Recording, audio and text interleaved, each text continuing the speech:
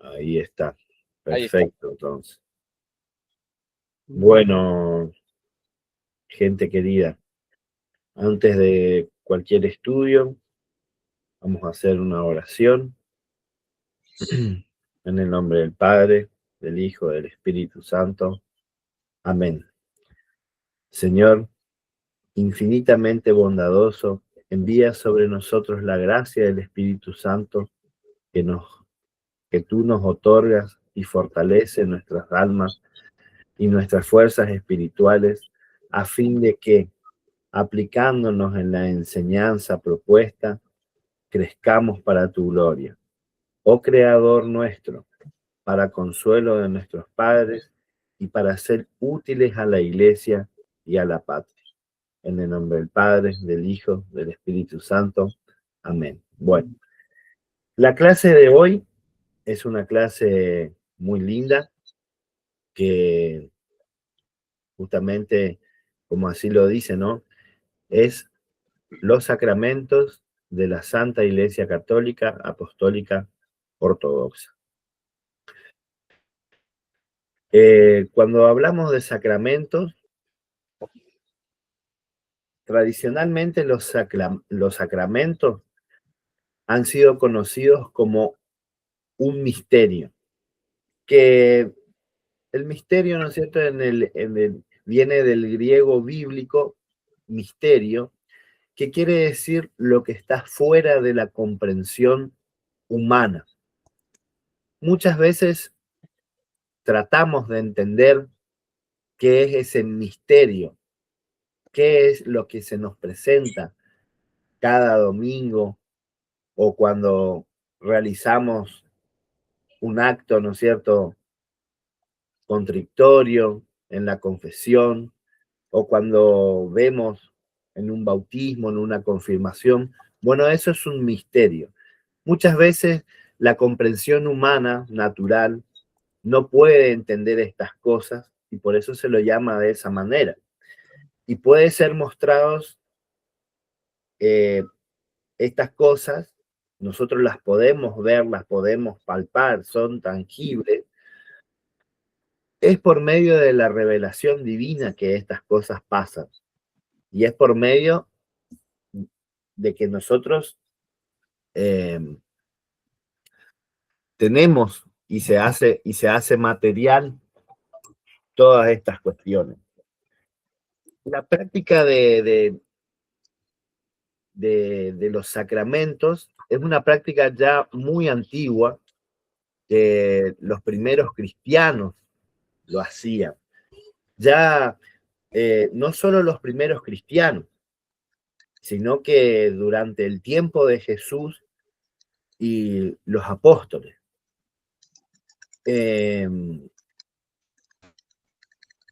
La Iglesia antigua considera lo que está dentro de la Iglesia como sacramental y místico.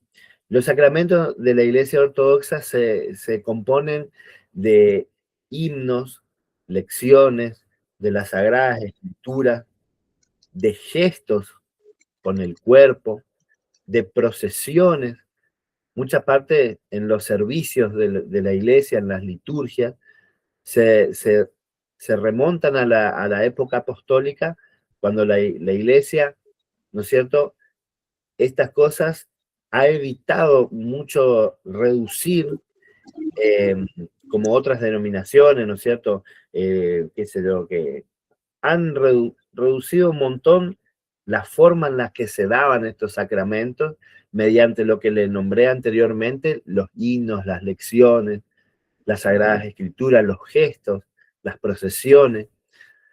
A menudo toda una serie de actos sagrados que forman un sacramento. Y cada vez que el Espíritu Santo transforma y se hace presente en nosotros, de una forma especial, haciéndonos partícipes de la gracia divina y uniéndonos a Dios y a la Santa Iglesia.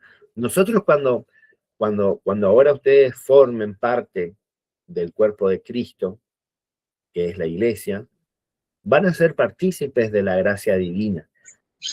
ya sea primeramente por el bautismo, después la confirmación, que son dos sacramentos que van prácticamente de la mano. El bautismo se completa a través, como había dicho, de la crismación, y esto es muy importante porque teológicamente hace una mención que el bautismo es un paso, es como, es como una Pascua. ¿Qué quiere decir esto? Nosotros para el mundo, morimos para el mundo, no somos más del mundo, porque cuando el Padre en la puerta de la iglesia lee ese exorcismo y toda la gente lo escucha, nosotros en ese instante morimos para el mundo. ¿Y el mundo qué quiere decir? El mundo quiere decir el maligno. El diablo no tiene más control sobre nosotros, sino que a partir de ese momento tiene el control nuestro Señor Jesucristo. Entonces, morimos para el mundo, nacemos en Cristo. Todo el que se sumergiera en las aguas es nacido de nuevo, dice. Entonces, nosotros somos los que participamos, igual también como los apóstoles recibieron este don después de que nuestro Señor Jesucristo sea glorificado, ellos recibieron este don, que es el don del Espíritu Santo. El bautismo también hace mención a cómo, ¿no es cierto?, qué quiere decir que nosotros somos ungidos, el Mesías, el ungido, y por lo tanto la persona se convierte, como lo dijeron muchos padres de la iglesia, en Cristo, y que Él mora en esa persona, junto con el Espíritu Santo. Es algo tremendo, la verdad que, como lo indica al principio, nunca vamos a comprender estas cosas, ¿no? Cómo Cristo tan grande va a morar en mí, que yo soy pecador e indigno, y justamente mediante este sacramento, Él mora en nosotros. Es así, no lo podemos comprender. Solamente pedimos al Espíritu Santo que nos ayude a comprender y, y tomar esto con la seriedad que eso amerita, porque es algo muy serio. Por eso yo siempre le recalco a los chicos que lo tomen con extrema seriedad. Si no están seguros de su decisión, si no están seguros de que van a vivir el Evangelio y van a vivir a Cristo totalmente como Él quiere, no como nosotros queremos. Mejor no tomar las cosas así a la ligera. Después dice ¿qué dice? Después del bautismo y de todo el ritual que se lee, ¿no es cierto? La puerta, se sumergen las aguas, viene de la mano la crismación. ¿Qué quiere decir la crismación? La crismación es cuando justamente se unge a la persona con el santo crisma. Ese santo crisma se prepara el jueves santo eh, por, por los obispos, por el patriarca, se juntan y preparan ese santo crisma, que justamente el santo crisma aparece en la Biblia, es una receta que la escribió Moisés mediante revelación divina, y que hasta hoy en día, la Santa Iglesia Ortodoxa realiza esa receta de revelación divina que la dejó Moisés. Y esa receta está en Éxodo 30, 22, 33. Es una receta bien fácil y que justamente no cualquiera la puede hacer, sino que mediante esa receta, ¿no es cierto?, podemos contemplar que no es que a la iglesia se le ocurrió hacer un aceite y que dijo, bueno, hoy vamos a ungir así a la gente. No, todo lo que se hace por voluntad de Dios y para Dios. Entonces, ¿qué sucede, ¿no es cierto?, con este santo crisma? Es preparado con mucha oración por el patriarca y los obispos, metropolitas.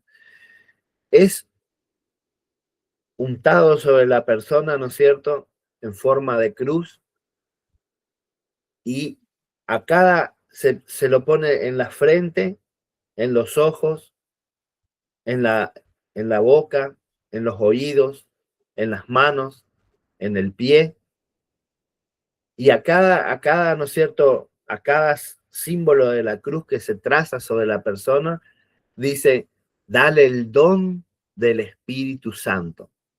Entonces, cuando la persona está siendo crismada, dice, dame el don del Espíritu Santo.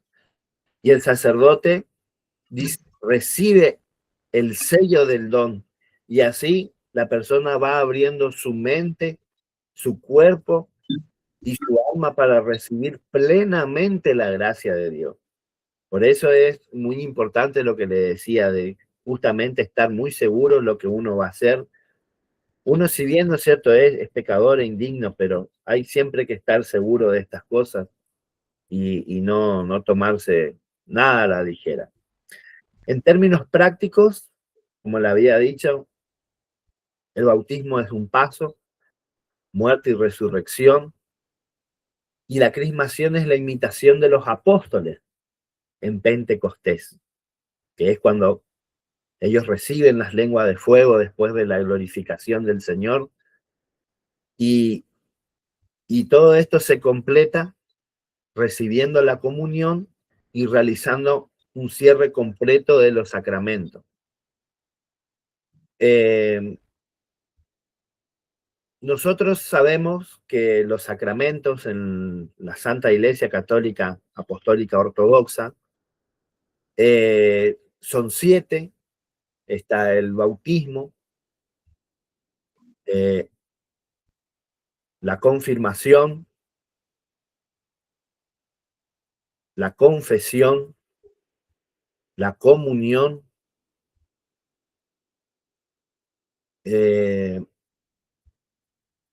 sacerdocio, perdón, el matrimonio, el sacerdocio y la unción con los santos óleos. Así, en ese orden. Los sacramentos tienen un orden, porque uno nunca puede recibir un sacramento sin haber recibido primero los demás sacramentos. Eso es muy importante, es muy importante. Entonces, ¿qué fuerza hay en cada sacramento?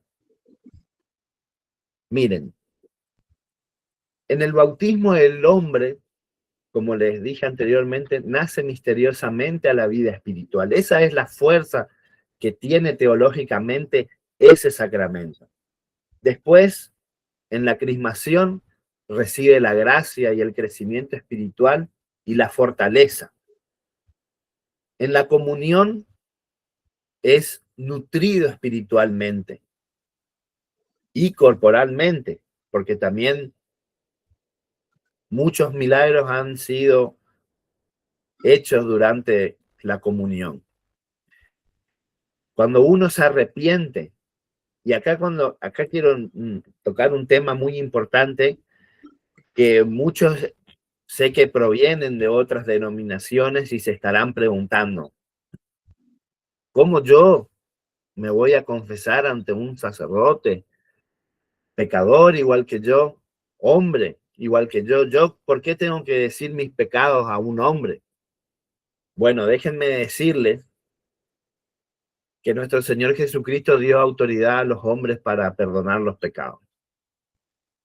Y eso nadie me venga a decir lo contrario, porque cuando nuestro Señor fue glorificado y el Espíritu Santo descendió sobre los apóstoles antes del descenso del Espíritu Santo eran una cosa.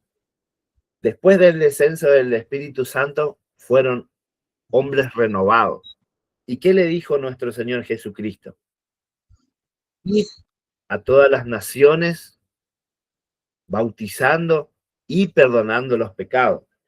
Igualmente, cuando los apóstoles y Jesucristo en el río Jordán bautizaban a la gente, muchos de ellos se confesaban y eran perdonados y así eran bautizados, ¿no es cierto?, de esa manera. Entonces, eso nos quiere decir, y también hay un pasaje que habla en Hebreos 2:10, que dice que el hombre es tomado de entre los hombres para el servicio de la comunidad y para que ofrezcan la oración por sus pecados y por los del pueblo. Así que nadie venga a decir que el sacerdote no tiene autoridad como testigo para, ¿no es cierto?, invocar el perdón de los pecados, porque el sacerdote invoca el perdón de los pecados. Y después está en uno, si uno se arrepiente de corazón y promete no volver a hacer más las cosas que hizo, y le da en un plato, le sirve el corazón a Dios y le dice: Padre, he pecado, te traigo mi corazón roto para que tú lo armes y yo me arrepiento de todo el mal que hice y te lo ofrezco. En ese momento la invocación del sacerdote obra sobre nosotros y ahí es cuando se produce verdaderamente el arrepentimiento espiritual y del pecado. El sacerdocio recibe la gracia espiritual para regenerar y educar a otros por medio de la enseñanza y los sacramentos. Esa es la fuerza que tiene el sacerdocio dentro de cada comunidad. Después, el matrimonio recibe la gracia que santifica la vida de casados. Por eso, ¿no es cierto?, la vida de casados muchas veces, como se lo dice en el ritual, ¿no? Cuando existe tal la coronación, cuando el sacerdote pone la corona sobre las personas que se están casando, de uno depende si el matrimonio es para gloria o es para muerte espiritual. Eso depende de cada uno, ¿no? Pero bueno, Dios siempre mira el corazón de cada uno y nadie puede juzgar a nadie, porque el único que juzga es Dios. Es así. También, ¿no es cierto?, es la procreación, para eso sirve el matrimonio, para la procreación natural y la educación de los hijos dentro de la fe ortodoxa y dentro de la iglesia. Eso es muy importante. Siempre eduquen a sus hijos dentro de la fe y de la iglesia. Fuera de ahí no hay nada, gente. No hay nada. El mundo no ofrece nada. Pues ofrece solamente cosas que no vienen al caso nombrar ahora, pero siempre eduquen a sus hijos dentro de la fe y de la iglesia. La unción con los santos óleos. El poder que tiene, la fuerza que tiene esa unción de los santos óleos, nosotros los ortodoxos no entendemos que los santos óleos se suministran al final de la vida de una persona, no como los católicos romanos, que ellos suministran la unción, la extrema unción que le dicen. Durante la vida del ortodoxo, toda su vida se le va a suministrar la unción de los santos óleos. Jamás va a escuchar, ¿no es cierto?, decir, no, yo o cuando se estaba por morir, la unción de los santos óleos, no. Antes o cuando se está por morir, el sacerdote va, confiesa, administra el sacramento de la comunión, pero nunca el de la extrema unción, eso no existe, eso es invento. La unción de los santos óleos, como decía San Juan Damasceno, primero háganselo a sí mismos y después a los demás, que es cuando nosotros en los matutinos vemos que se sale con el evangelio y la vela, el sacerdote se hace una señal de la cruz con los óleos y después al pueblo, en la frente y en las manos. Eso cura las enfermedades, han habido muchos milagros por la fe de la gente y cura las enfermedades del cuerpo por medio de, de la fe del creyente, y también sirve para curar las enfermedades espirituales, por supuesto. ¿Por qué el símbolo de la fe? Esto quiero hacer mucho hincapié porque siempre veo, ¿no? Menciona solamente el bautismo, no los demás sacramentos.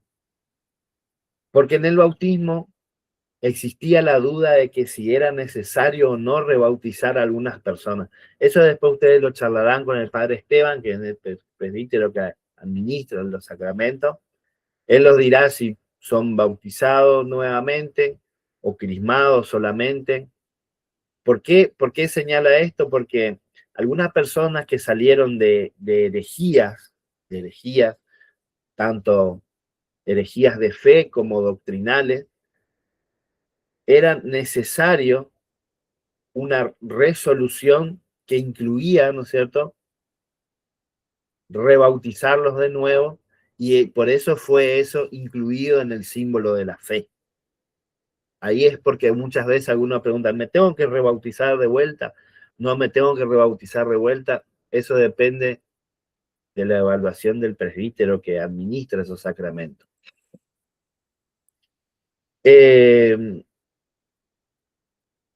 ¿Cuándo y cómo empezó el bautismo? El bautismo empezó cuando Juan bautizó a nuestro Señor Jesucristo. Y aparte, muchas veces esto fue dado por mandato. Juan también bautizó con arrepentimiento, ¿no es cierto?, diciendo al pueblo que todos los que creyeran en aquel que vendría después de él, y esto que decía que era Jesucristo, esto está en Hechos de los Apóstoles 19:4, luego Jesucristo por su propio ejemplo santificó el bautismo. ¿Qué quiere decir santificó el bautismo? Cuando lo recibió por medio de San Juan Bautista, finalmente, también después de su resurrección, dio este mandamiento a los apóstoles y bautizar en nombre del Padre, del Hijo y del Espíritu Santo, Mateo 28:19. Muchos se preguntarán, porque yo sé que se preguntan en sus mentes, ¿es necesario bautizar a los niños? Sí es necesario. ¿Y saben por qué? Porque ustedes fíjense una cosa. A ver, y díganme, y esto quiero que acá troquemos un poquito así de ideas. ¿Ustedes creen que nuestro Señor Jesucristo era necesario que Él se bautice? A ver, ¿qué me dice cada uno de ustedes? ¿Creen que Jesucristo era necesario que Él sea bautizado por San Juan Bautista? No. Ahí como lo Digo está que no. diciendo él. No. No era necesario que San Juan Bautista bautice a Dios. O sea, si uno se pone a pensar, era una cosa así, hasta irrisoria puede ser, ¿no es cierto? Que como San Juan Bautista va a bautizar a Dios. Pero ¿qué pasó acá en esta cuestión? San Juan Bautista bautizó a Dios porque él quería cumplir la ley. No solo porque a ellos se le ocurrió, bueno, vamos a bautizar a Dios, no.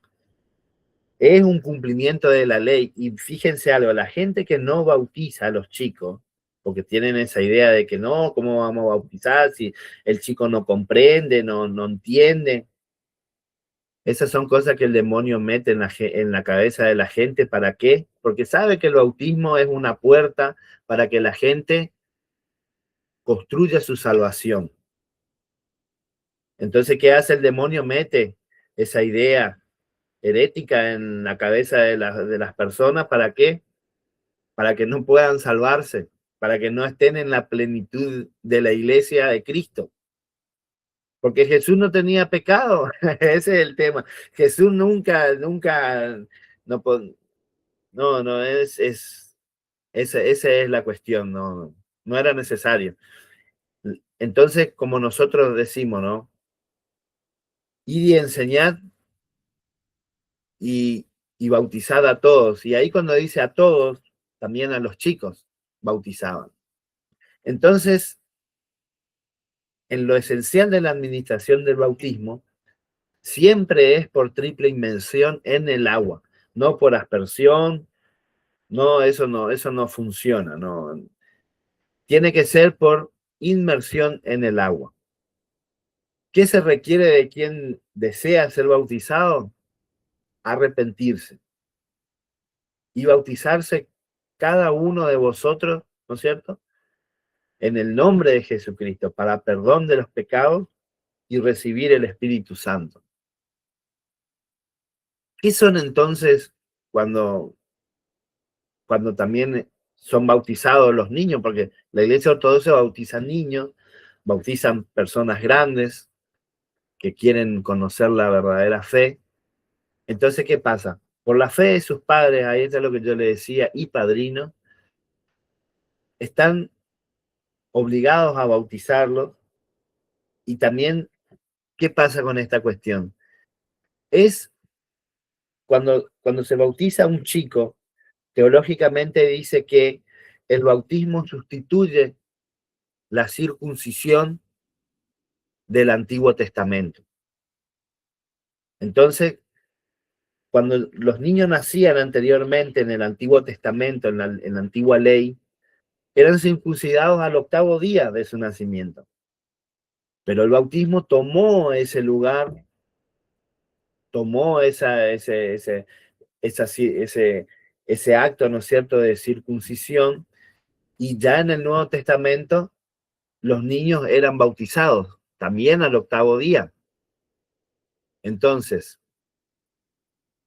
¿de dónde nosotros sacamos esa idea de que el bautismo ocupó el lugar de la circuncisión? Bueno, miren, el apóstol Pablo en Colosenses 2:11, 12, decía que las siguientes, o sea, argumentaba esto con palabras, ¿no es cierto? Y fuisteis circuncidados con circuncisión, no hecha por mano, al echar de vosotros el cuerpo pecaminoso carnal. En la circuncisión de Cristo fuisteis sepultados con el bautismo, en el cual también resucitaste con él, y te fueron perdonados todos tus pecados.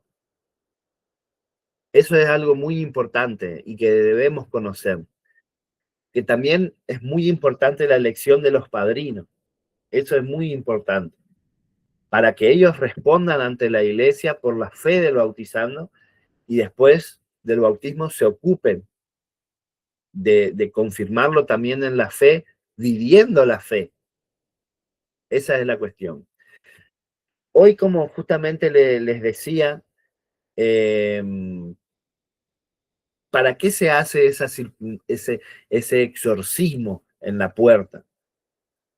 Ese exorcismo que hace el sacerdote en la puerta, con el bautizando parado ahí, es Eh, para alejar al Serafín, diablo. Serafín, aclará ¿Sí? por favor que es importante esto que vas a hablar, pero que el bautismo comienza con esas oraciones de exorcismo. Lo primero que se hace es eso y luego se hace el bautismo.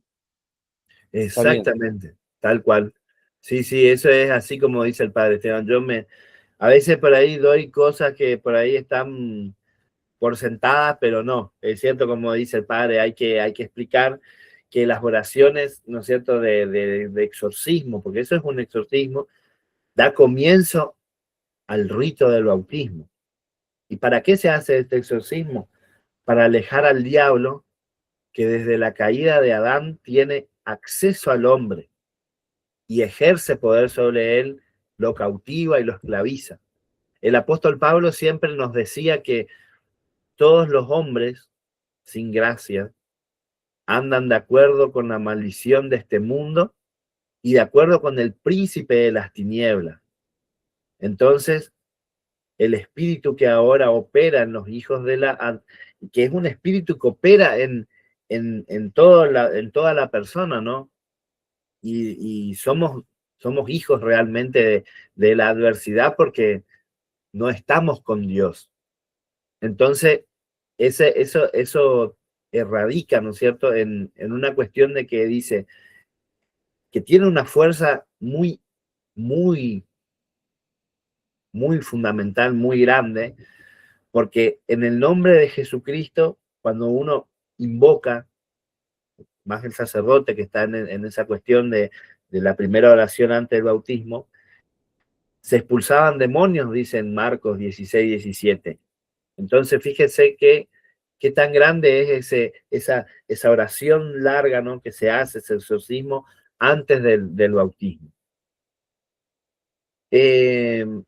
También la señal de la cruz es muy importante porque eso representa el nombre de Jesucristo crucificado cuando los labios pronuncian con fe, vale igual cuando la señal de la cruz se hace con fe.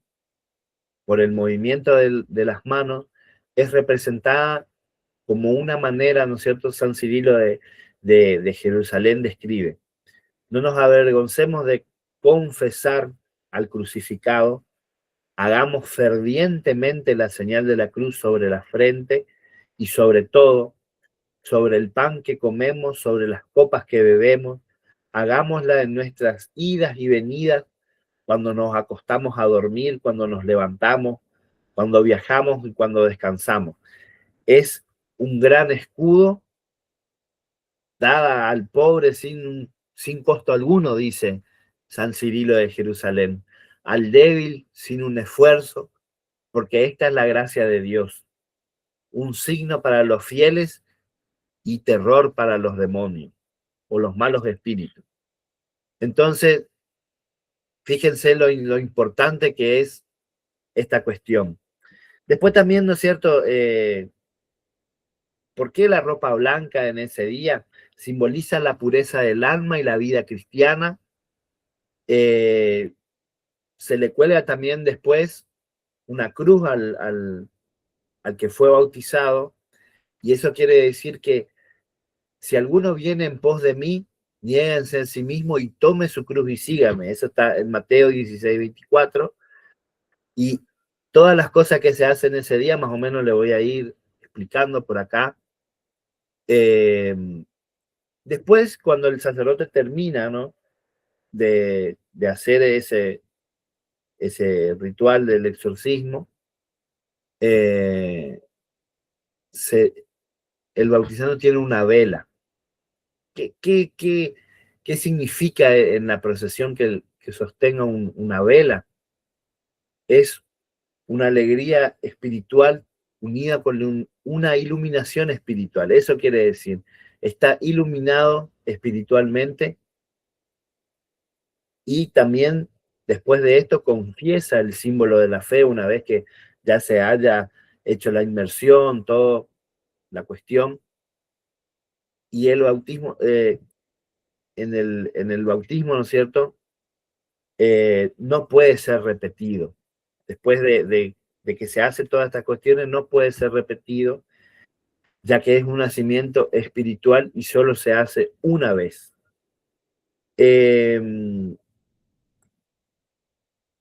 ¿Qué le puedo decir también sobre algunas cuestiones, ¿no es cierto?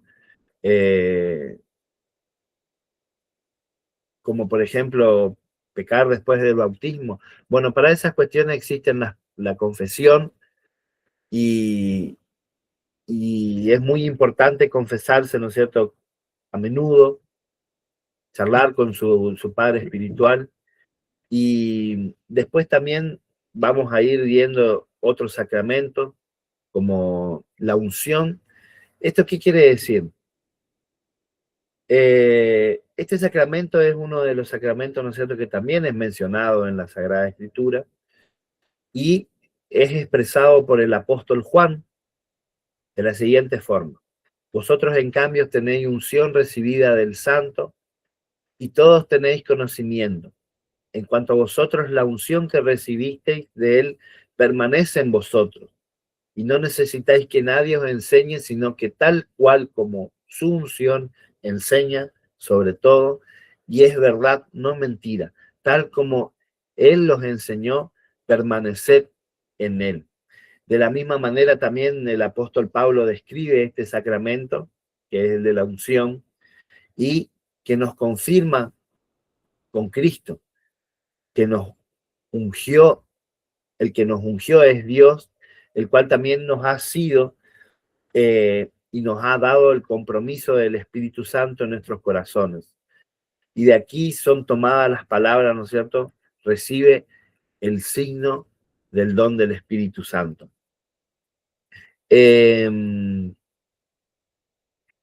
Después de que el sacerdote unge con este santo mirro, ¿no es cierto?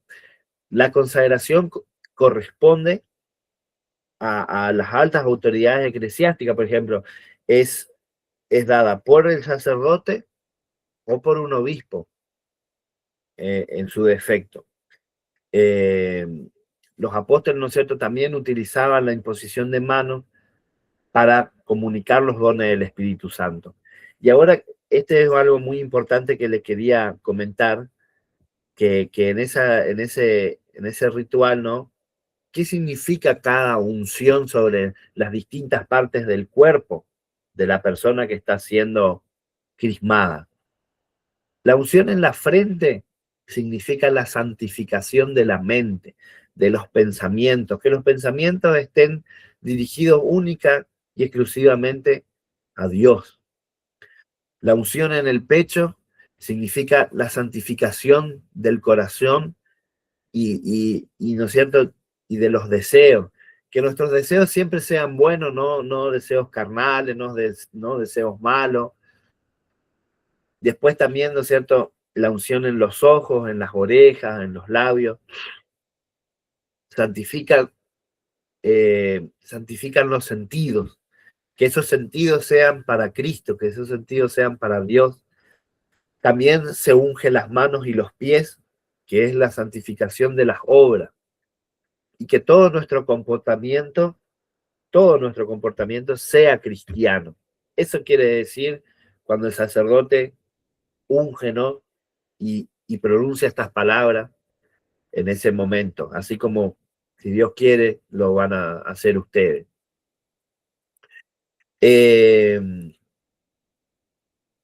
Después de esto viene la comunión. ¿Qué es la comunión? Es un sacramento en el cual el creyente ingiere, ¿no es cierto?, bajo la forma de pan y vino, el verdadero cuerpo y la verdadera sangre de Cristo para la vida eterna. Este sacramento fue instituido inmediatamente por Jesucristo antes de su pasión. Lo consagró por primera vez, exhibiéndolo por anticipación a la imagen viviente de su sufrimiento. Y como siempre yo hago hago un hincapié en esto, ¿no? Es para nuestra salvación. Y después lo administró a los apóstoles y les dio también al mismo tiempo un mandamiento para perpetuar este sacramento. A ver, esto tiene una advertencia bastante importante y bastante sacramental sobre la comunión, que es una forma, ¿no es cierto?, esencial de la cual el creyente debe participar de, de, del sacramento. San Juan Crisóstomo decía que todo aquel que no participe del sacramento de la comunión era considerado como un catecúmeno.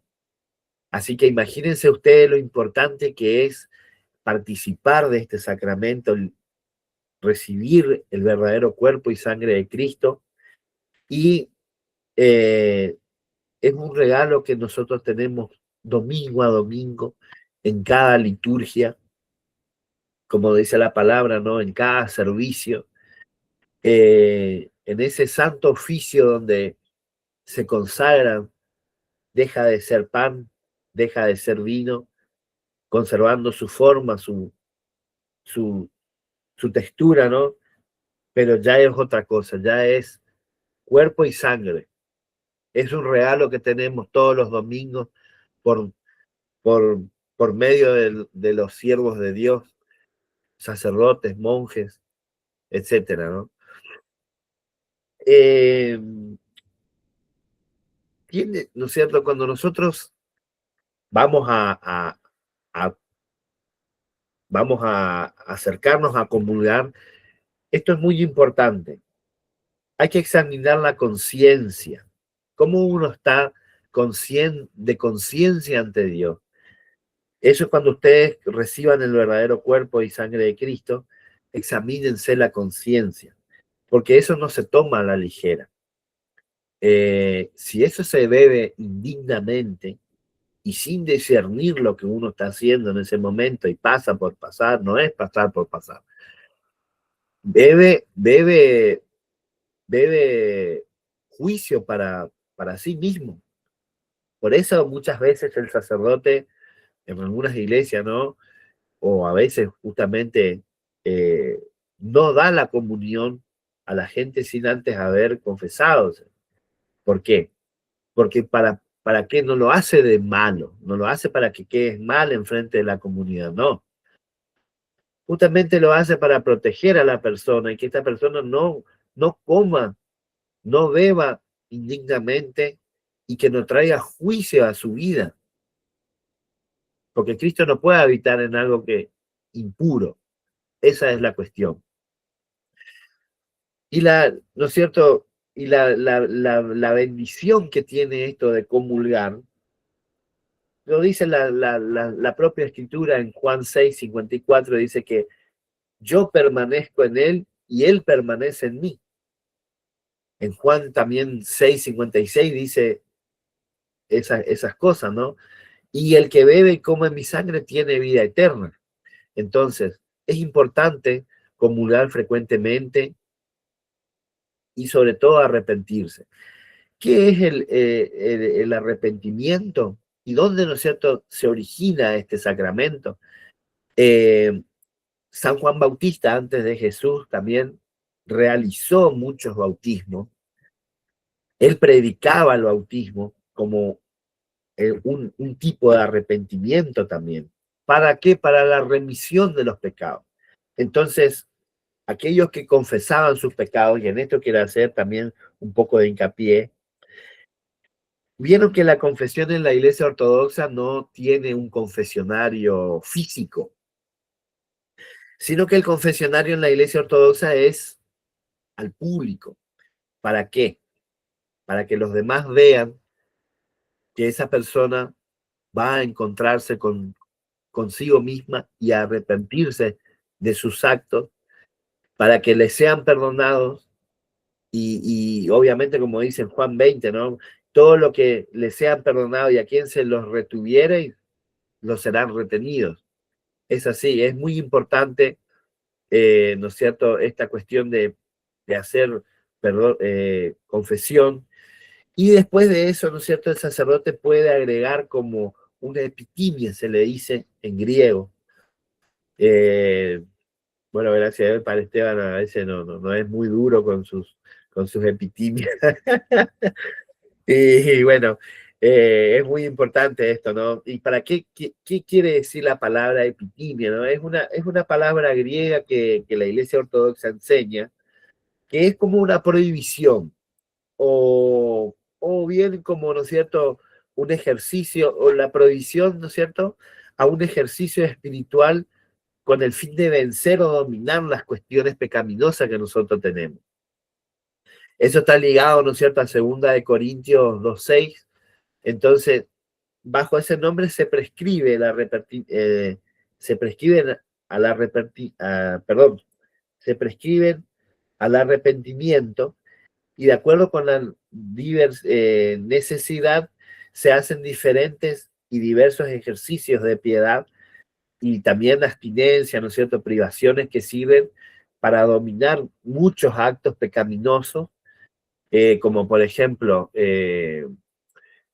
A muchas personas les cuesta ayunar, a muchas personas, dice yo, cometen pecados gravísimos. Muchas veces también esta epitimia puede llegar a la suspensión de la Santa Comunión por un tiempo determinado para proteger a la persona. Entonces, esta cuestión, ¿no es cierto?, es muy importante y, y la iglesia se vale de esto todo para la protección del alma de las personas. No, no para juzgar, a veces el sacerdote es malo, no, no es malo, el sacerdote te protege.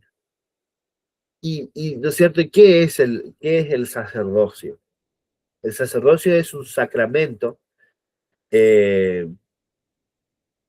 un sacramento por el cual el Espíritu Santo, mediante la imposición de manos, un obispo ordena, ¿no es cierto?, al que ha elegido correctamente, y, y dice en Primera de Corintios, tengamos, 4:1, dice, tengamos los hombres por servidores de Cristo y administradores de los misterios de Dios. Por tanto, mirad por vosotros y por todo el rebaño sobre el cual el Espíritu Santo os ha puesto por obispos, para apacentar la iglesia del Señor y Dios, el cual Él ha adquirido por su propia sangre. Hechos 20:28. ¿Qué es apacentar, no es cierto? Cuando uno dice apacentar, es instruir al pueblo en la devoción, las buenas costumbres, las buenas obras, el amor a Cristo. Y también, ¿no es cierto?, ahí dentro del sacerdocio hay distintos grados, que está, por ejemplo, vamos a hablar de los grados del sacerdocio un momentito, ¿no es cierto?, está el padre diácono, el presbítero, el obispo, esos son grados del sacerdocio. Es muy importante, ¿no es cierto?, estas cuestiones porque así uno aprende a reconocer también la autoridad eclesiástica. Por supuesto, hay muchas diferencias entre ellos, ¿no?, los grados de la iglesia, y uno debe aprender a reconocer esto, pero eso vamos a hablar en otra oportunidad, ahora no. Ya voy a ir terminando, ¿no es cierto?, con esta cuestión de los sacramentos, y queda el sacramento del matrimonio. El sacramento del matrimonio, justamente como lo dice el apóstol Pablo, dejará el hombre a su padre y a su madre y se unirá a una mujer, no hombre, hombre, mujer, mujer, eso no existe. Y los dos serán una sola carne. Grande es este sacramento, más yo digo esto por Cristo y por la iglesia. ¿Es una obligación casarse? No. Pero si uno vive con una persona, sí, porque comete algunos pecados, ¿no es cierto? Que bueno, ahora no vienen al caso, pero si alguien está con una mujer, o mujer si está con un hombre, es obligación casarse. Y en eso voy a hacer un hincapié muy importante. No se casen con gente que, no sé, no amen a Cristo, porque como quien dice, no os unáis en yugo desigual, porque ninguna relación tiene la tiniebla con la luz, perdón, ni la mentira con la verdad, ¿no es cierto? Es muy importante el casarse con personas que amen a Cristo y que sobre todo sirvan a su santa iglesia. Eso es muy importante. Eso es el sacramento del matrimonio. Es un sacramento santo mediante el cual, ¿no es cierto?, por libre promesa mutua de fidelidad, el sacerdote y la iglesia bendice esa unión conyugal. Así que bueno, esa imagen, ¿no es cierto?, esa es una imagen a la unión espiritual con Cristo, y después, ¿no es cierto?, se ruega que se conceda la gracia por, por esa unión en la educación cristiana de los hijos en la iglesia. La unción con el Santo Crisma. Esa es una unción, ¿no es cierto?, que el cuerpo es ungido y se invoca la gracia de Dios sobre las personas que están enfermas, espiritual o corporalmente. Y ese sacramento se origina, ¿no es cierto?, en Marcos, en Santiago, cuando ahora después le voy a dejar el PDF, ustedes lo van a ir leyendo mejor, yo estoy medio corto de tiempo, pero van a ver mejor que ya, ¿no es cierto?, en esa época el apóstol Santiago, primer patriarca de Jerusalén, llamaba a los enfermos y que, o los presbíteros también, ¿no es cierto?, llamaban y oraban por ellos y ungiéndolos con aceite en el nombre del Señor. Estas prácticas son antiquísimas, antiguas. No es que a alguien se le ocurrió y que quiere hacer esto por pura ocurrencia, no.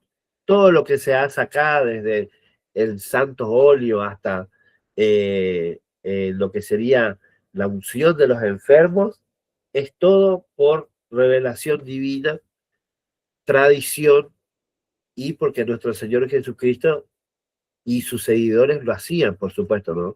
Nada fuera de estas cosas se haría. Y todo dentro de estas cosas es lícito, es permitido.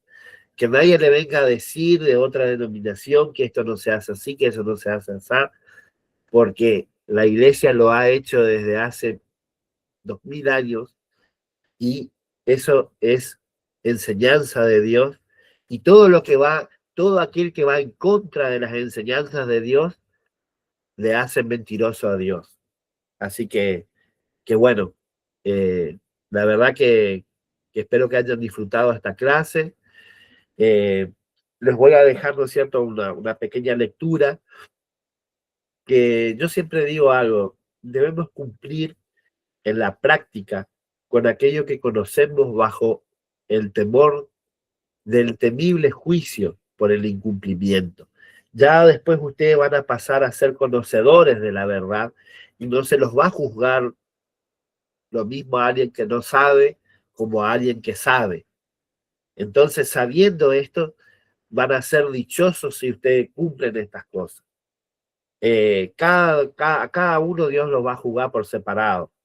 Entonces, aquel siervo que conociendo la voluntad de su Señor no se ha preparado, ¿no?, ni tampoco obró conforme a esto, recibirá lo que Dios tenga para esa persona. Así que bueno, queridos hermanos míos, que Dios los bendiga mucho. Y antes de irnos, vamos a hacer una pequeña oración después del estudio, ¿no es cierto? Así que, bueno, en el nombre del Padre, del Hijo, del Espíritu Santo. Amén. Señor, te agradecemos, oh Creador, el habernos conocido, concedido tu gracia para escuchar la enseñanza.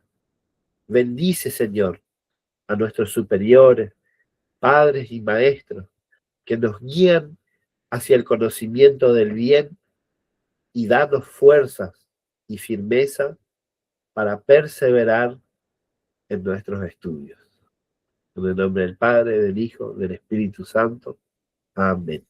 Bueno, espero que les haya gustado y con amor les doy lo poco que sé. Padre, ¿quiere agregar algo? Sí, gracias, querido Serafín. Muy completa charla, muy importante haber descrito en general los sacramentos y en particular cada uno. Y me gustaría solamente agregar un par de cositas, porque fue muy completa, realmente te agradecemos mucho y fue muy lindo que hayas mostrado cómo es cada uno de los sacramentos en particular, con cada los momentos especiales y los simbolismos de cada momento de los sacramentos. Eso fue muy, muy importante, porque ahí se ve la riqueza del sacramento, ¿no? Pero en modo general, quería agregar que el sacramento es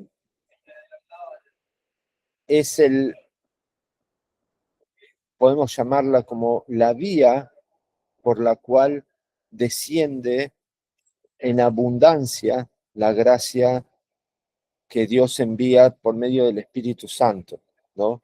Porque ¿se acuerdan que hablamos que el Espíritu Santo lo necesitamos los seres humanos porque sin Él nada podemos hacer? Sin Dios nada bueno podemos hacer, como dijo nuestro Señor Jesucristo, ¿no?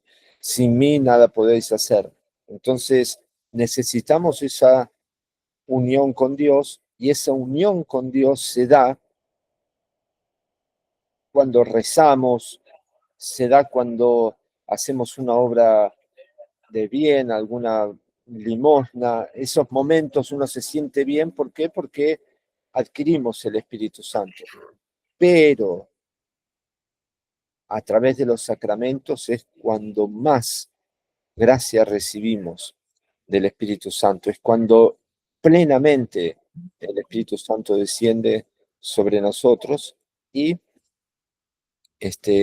por eso se llama, como dijo Serafín en la primera parte, se llama misterio, porque es un misterio cómo es que desciende Dios y mora en el ser humano. Es un misterio maravilloso que, como dijo también Miguel, escribió, solo nos resta maravillarnos, recibirlo y no preguntar por qué ni cómo se hace, sino solo recibirlo.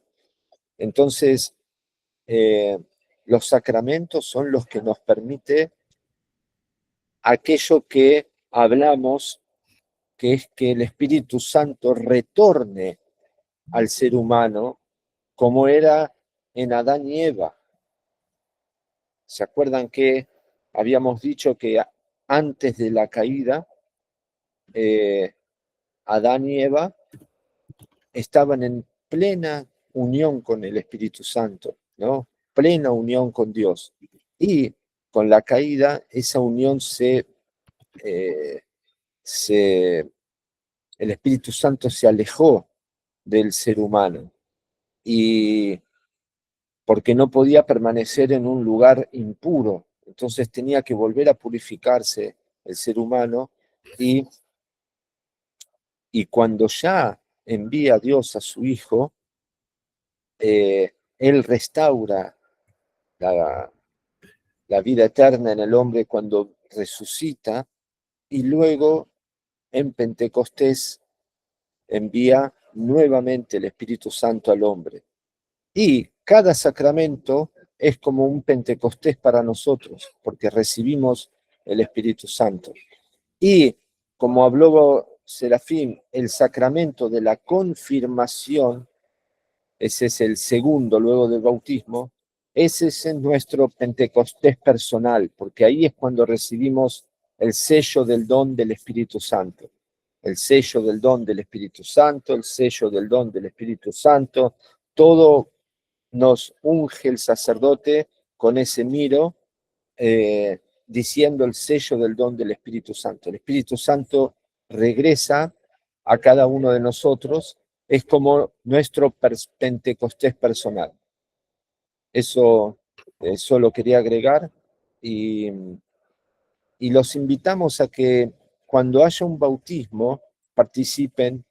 Vamos a ver de organizar, de que cuando haya un bautismo que participen, y si no también vamos a buscar algún video de algún bautismo, y eso sería muy bueno para que lo vean, bautismo y confirmación.